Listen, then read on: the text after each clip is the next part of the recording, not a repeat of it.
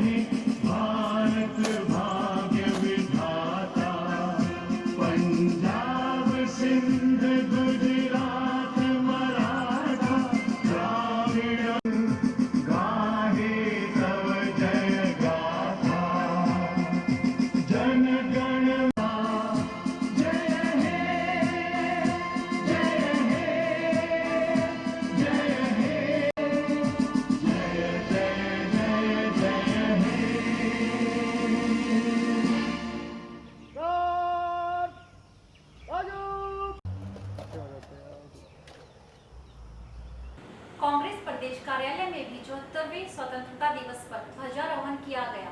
इस दौरान कांग्रेस कार्यकर्ताओं ने सोशल डिस्टेंसिंग के साथ 15 अगस्त का जश्न मनाया।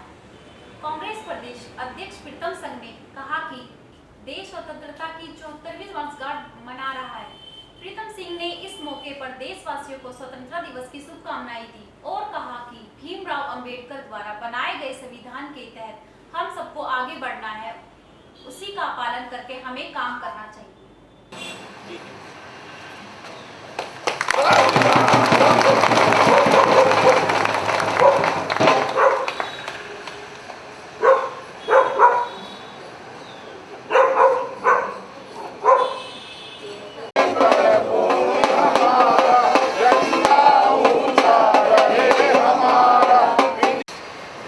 देखिए, पूरा देश और दुनिया जो है भारत के इस स्वतंत्रता दिवस को मनाने का काम कर रहे हैं। मैं पूरे देशवासियों को, प्रदेशवासियों को स्वतंत्रता दिवस की बहुत बहुत बधाई और शुभकामनाएं देता हूं और कहना चाहता हूं कि आज देश के प्रत्येक नागरिक का दायित्व बनता है कि वो इस देश के लोकतंत्र को महफूज रखने का काम करे और बाबा साहब भीमराव अंबेडकर द्वारा जो संविधान देश के लिए बनाया गया उस संविधान की भी जो है रक्षा करने का काम करे। मैं पुनः देशवासियों को जो है 15 अगस्त की बहुत बहुत बधाई और शुभकामनाएं देता हूँ।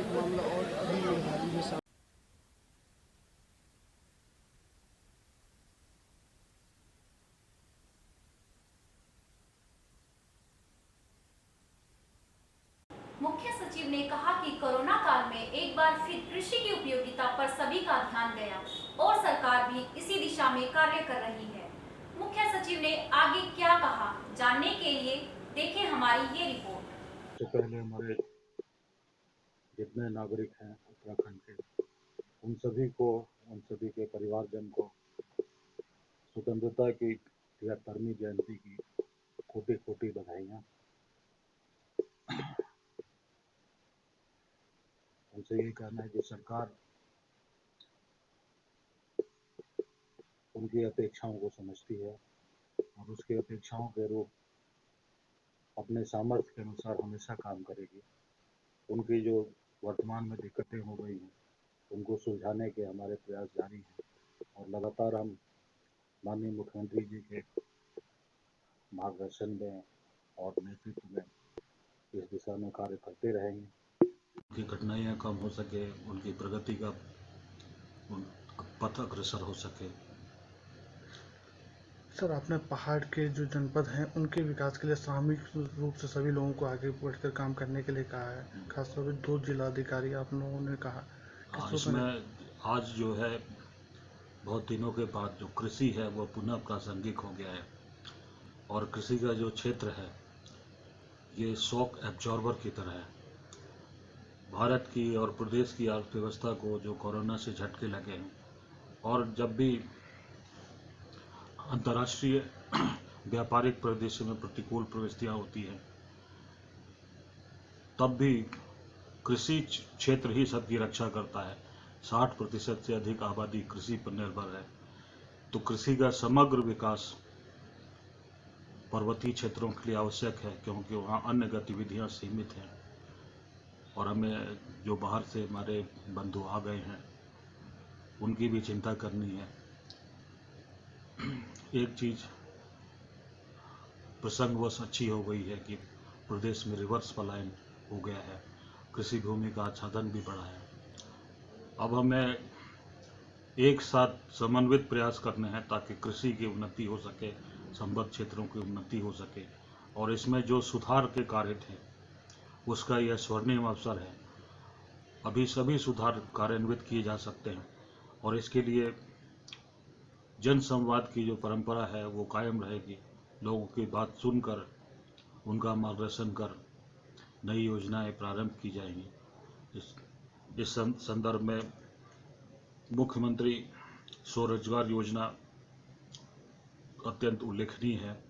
और एक चीज़ और हुई है कि अभी जो मध्यावधि ऋण दिए गए हैं उसमें सरकार ने 3 वर्षों के लिए ब्याज खुद वहन करने का फैसला किया है, तो इससे भी लोगों को राहत मिलेगी।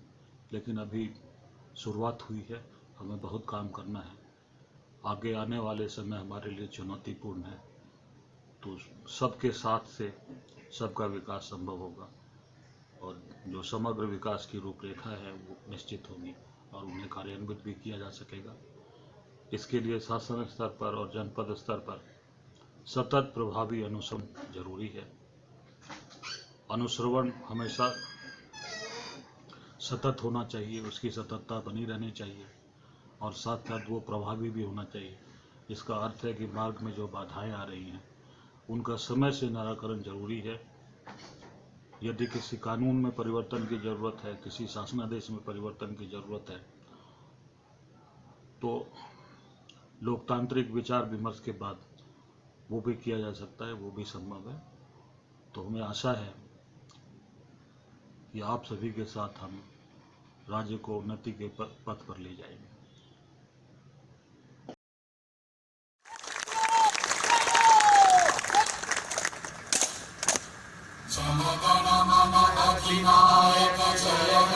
आप जानते हैं कि यह कहा जाता है कि जो शहीद की मौत है वो कौम की हयात है।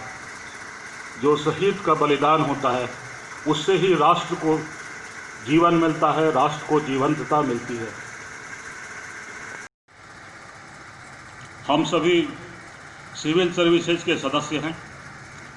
राष्ट्र के विकास में एवं राजनीतिक, आर्थिक और सामाजिक स्वतंत्रता को कायम रखने में हमारा बृहद दायित्व है। ये कहा राजभवन में राज्यपाल बेबी रानी मौर्य ने ध्वजारोहण किया।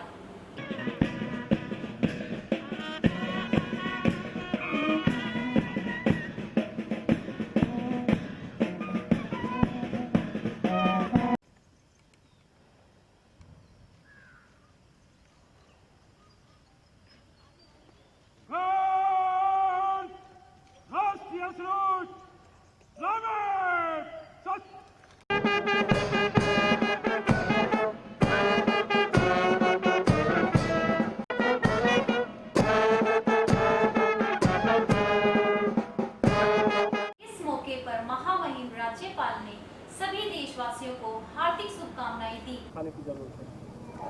सबसे पहले तो मैं सभी अपने उत्तराखंड के प्रदेशवासियों को, सभी भाइयों और बहनों को स्वतंत्रता दिवस की हार्दिक शुभकामनाएं देती हूँ और ईश्वर से प्रार्थना करती हूँ कि हमारा उत्तराखंड बहुत उन्नति करे, बहुत आगे जाए। आज प्रधानमंत्री जी ने कई बातें कही, उसमें से जो मुझे अच्छी लगी बात, तो मैं चाहती हूँ कि आपके माध्यम से ये उत्तराखंड तक पहुँचे। उन्होंने एक बात कही है कि जब हमारा बच्चा बड़ा होता है तो हम कहते हैं अपने पैरों पर खड़ा हो जा, और आज उसकी आवश्यकता है। आज हमें अगर आत्मनिर्भर बनना है तो अपनी जो युवा पीढ़ी है, जो हमारे बढ़ती उम्र के बच्चे हैं, अपनी पढ़ाई के साथ साथ आत्मनिर्भर बनने की तरफ भी कदम बढ़ाएं। वो ऐसी सोच विकसित करें कि हमें पढ़ने के साथ साथ अपने उत्तराखंड के लिए, अपने देश के लिए कुछ कार्य करने हैं जो हमारी जिम्मेदारी है। इसके साथ आत्मनिर्भर भारत बनाने के लिए उन्होंने महिलाओं की जो प्रशंसा की है कि हमारी उत्तराखंड की जो बहनें हैं वो बहुत परिश्रमी, बहुत जुझारू हैं और वो उत्तराखंड की प्रगति में लगातार अपना योगदान दे रही हैं। अगर हमें वाकई और देशों से टक्कर लेनी है, हमें आगे बढ़ना है, तो अपनी युवा पीढ़ी को आत्मनिर्भर बनाने के लिए उन्हें ऐसी व्यवहारिक शिक्षा, ऐसी जमीनी शिक्षा से जोड़ना होगा कि वो अपने देश के लिए, अपने राज्य के लिए कार्य करें। मैं उन सभी अपने युवा भाइयों को, साथियों को इस आप लोगों के माध्यम से बहुत बहुत शुभकामनाएं देती हूं और उनसे ये अपील करती हूं कि हमारे यशस्वी प्रधानमंत्री ने जो आज कहा है उसको अमल करें। आज स्वतंत्रता दिवस के अवसर पर पुलिस महानिदेशक अनिल रतूड़ी उत्तराखंड द्वारा पुलिस मुख्यालय में ध्वजारोहण कर तिरंगे को सलामी दी।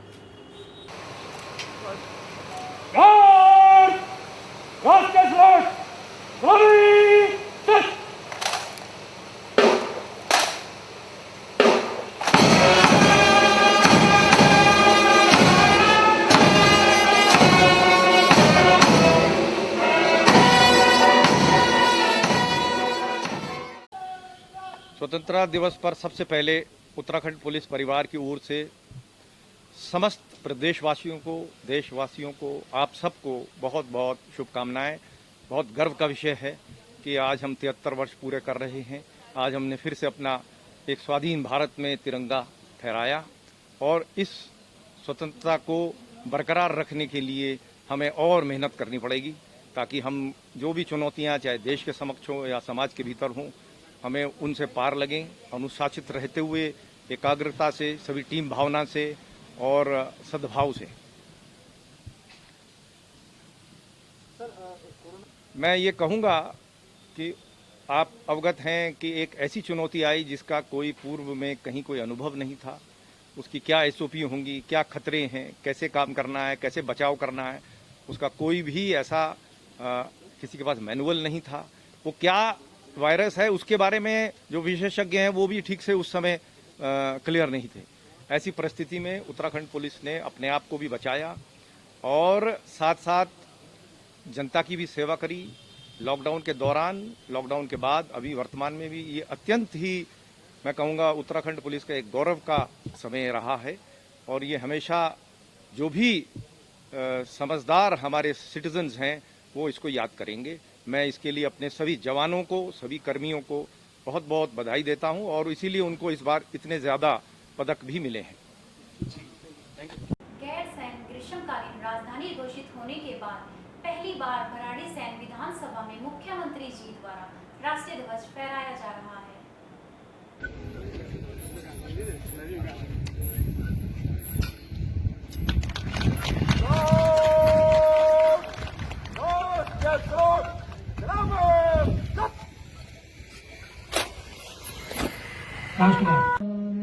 जागे प्रभु शुभ आशीष मांगे, गाए तब जय गाता।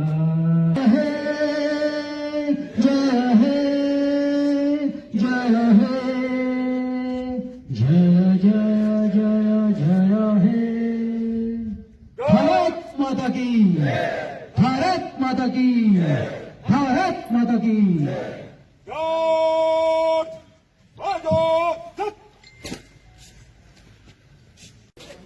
ग्रीष्मकालीन राजधानी गैरसैंण में ये पहला स्वतंत्रता दिवस समारोह मनाया जा रहा है।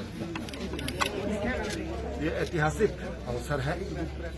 एक ऐतिहासिक अवसर वो था जब राज्य निर्माण हुआ था, एक ऐतिहासिक अवसर वो था जब गैरसैंण को ग्रीष्मकालीन राजधानी के रूप में घोषित किया गया।